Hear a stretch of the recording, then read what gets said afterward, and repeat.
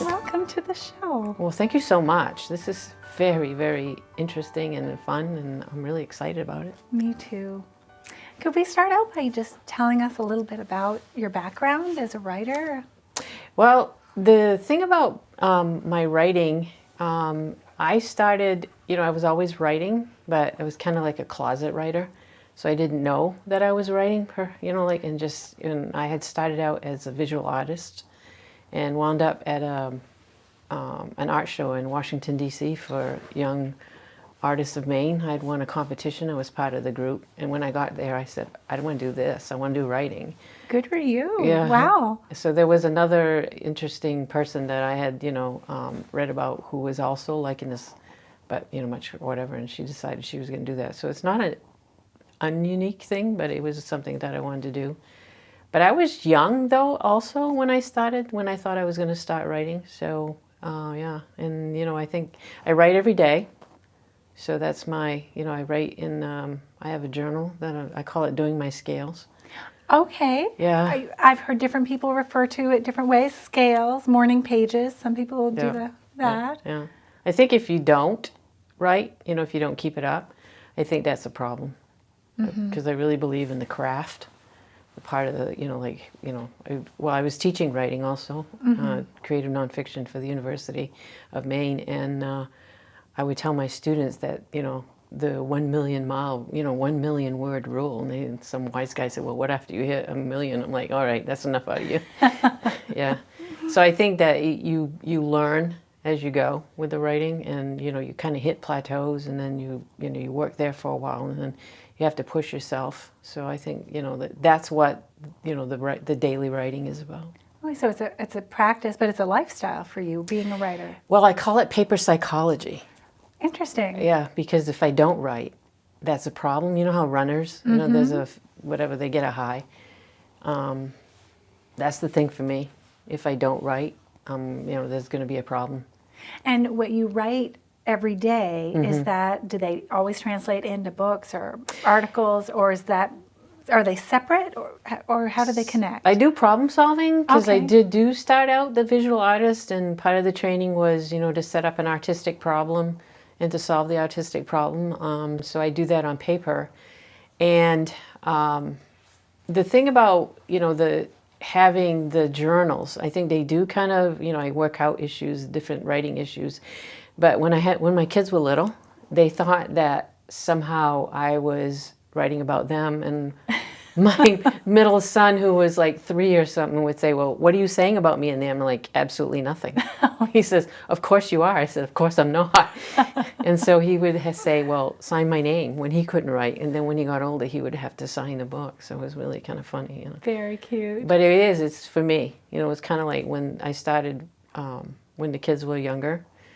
And I've been writing since 1980, so I'm on my 211th journal. So, Wow. Yeah. That's dedication. Yeah, and it's addiction, because I did teach, I taught in prison also. I taught at Charleston Correctionals, and I had started a writing group for the women in prison, and we'd get to talk, and I said, there's other things to be addicted to, besides drugs and alcohol. You could get addicted to writing, Wanted to talk them into it, but yeah, they did really great stuff. Well, it's therapy. Yes. Yeah. Yeah. And, I taught at mental health also at BMHI, and I have research showing that when you write, then there is a change that happens in your brain, so that there is a different pattern that is laid down in it, and it is a release. So yeah, definitely it is therapy. Well, sure, therapy, it can be a meditation, certainly if you're doing it as a daily practice. Yeah. Yeah. Interesting. Yeah, I agree. And looking through your biography, you have a lot of things published. What are your books? Do you want to share the titles of some of your most popular books? This one is Down the Plains, is my memoir. The smaller version of it, in the Wednesday's Child, won the chapbook competition for creative nonfiction in 1997. Congratulations. Thanks. So that was like an early adopter of that genre, because that was the first time that Maine writers and publishers offered that particular genre as competition. I had been editing publication, French and English, so working in the creative nonfiction was something that I was used to doing. So I had pulled 14 chapters from this book, Down the Plains, for Wednesday's Child, and then I wanted to put this one out in whole. So there's also a compilation, an anthology. When I designed and taught Franco-American Women's Experiences course for the University of Maine for the Franco Studies, Maine Studies, and Women's Studies. And there are early Franco-American women writers that they wrote in French. I can read French, but when I read it, I have to read it aloud because I learned it as a spoken language. Mm-hmm. But the students I knew would not necessarily know how to read the French. So I wanted translations of these books for the students for the course. And Sylvie Charon, who taught here as French at the University of Maine at Farmington, she did a translation with Sue Huseman of Canuck, which was by Camille Lessard-Bissonnette. And the interesting thing about Camille Lessard-Bissonnette for this year is that she was a suffragist. And she wrote in French for the Lewiston newspaper, Le Messager. And she was, 1910 and 1911, she was promoting the vote for women. And when they had the exhibit at the Maine State Museum for suffrage, I made sure that she was in there so that she's getting recognition. There was also two other women in that anthology, is Canuck and Other Stories. One is Corinne Rouleau, say that fast 3 times. And she was known as the Helen Keller of Canada. Mm-hmm. And she wrote a play of the heroines that came from France. And then there's another one which that was a writer from Lewiston. And then my most recent book is an anthology titled Heliotrope, French Heritage Women Create. And it was to celebrate the Franco-American Women's Institute, which I'm the director of, the 20 years. And 130 women submitted, and I put them all in. Wow, yeah. All of them? Yes. So in addition to your memoir, right. You do a lot of anthology there's 2 anthologies. 2 anthology work. Yeah. And sensing the theme of Franco-American is really important to you. Right. Can you talk a little bit about that particular thing, about the Franco-American culture, why you feel impelled to make sure that the stories are being shared? The thing of the culture, which is interesting, is there's a literary tradition. And so, and starting out in my own, I was a literature major, like you study, whatever is offering at the university at the time. And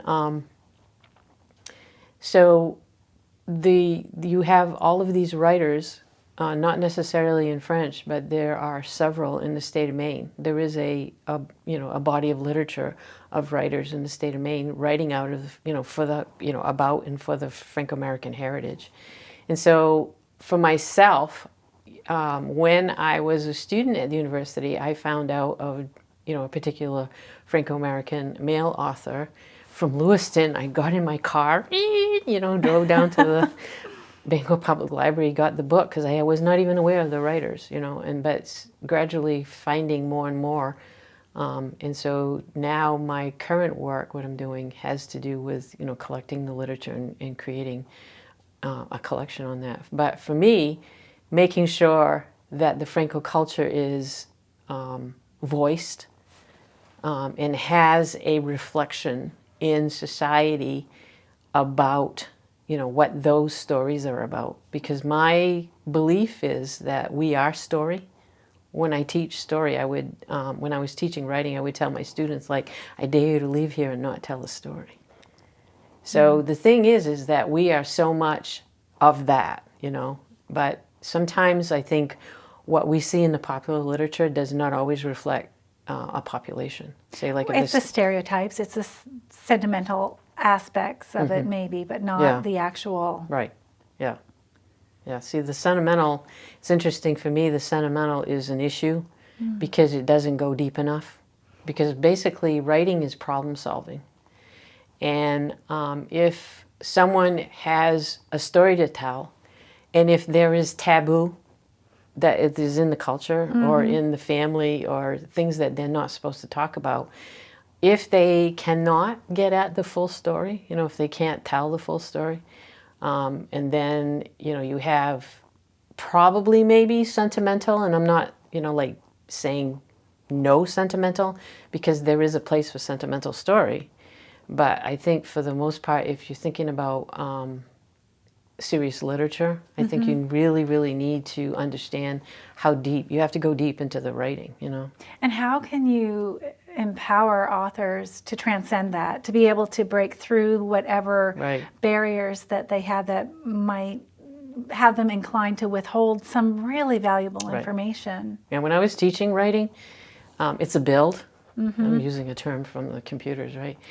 But you get to a place where, in the course where I do have, like if there's a subject that you're going to bring out, I said, and the world would crack open. And I said, you don't need to talk about it here. And I said, you don't need to share it here. I said, but if, like I used to tell the women in the prison too, I said, if you can name it, you can claim it. And so if they, like depending on what people wanted to write, okay, and how much they wanted to say about what they wanted to say. See, for me, in my book, this book here, it is in places seen as controversial. Because I do that, because there are so many taboos that we're not supposed to talk about. And because my working question for this book, and then that, again, I'm setting up an artistic problem, Absolutely. right? Was, what does it mean to be Franco-American female and growing up? And I made it even more specific, Waterville, Maine and Water Street, because that was like the neighborhood for the Franco-Americans in Waterville. And at the time when I was growing up, it was a tough place to be from, you know? So just recently I did a program with a bunch of guys that are really doing, the new and young, and they're doing some exciting stuff in the podcast. And the young guy said to me, he's like, I can't believe you said what you said. And I'm like, oh my word.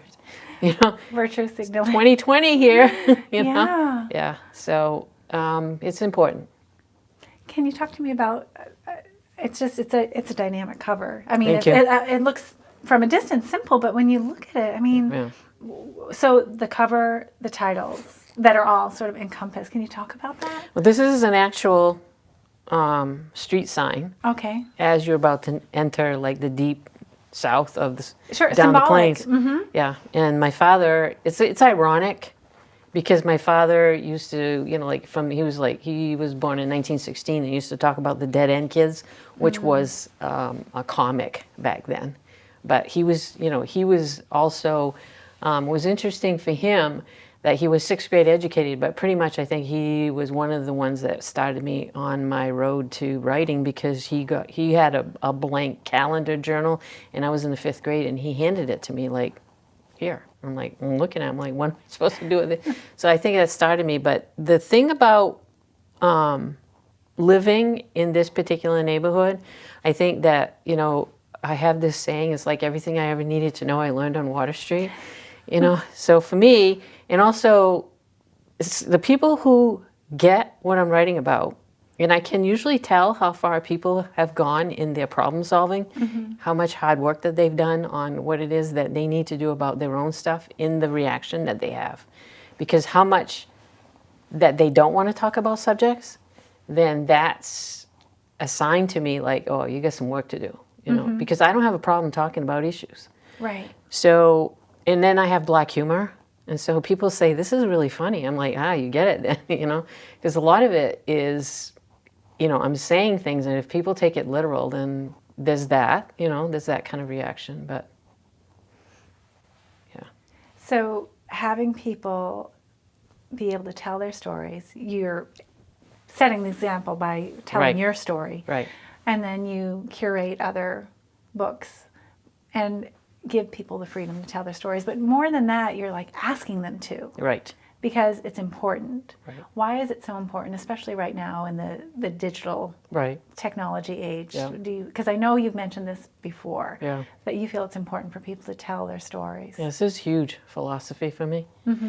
I can, whatever. I know that the whole bestseller thing is the way that, we are taught what to read and the prizes and, that sort of thing. It's Nobel Prize season, right, and that sort of thing. And those are great. Yeah. But my own feeling is that that's the market version of storytelling.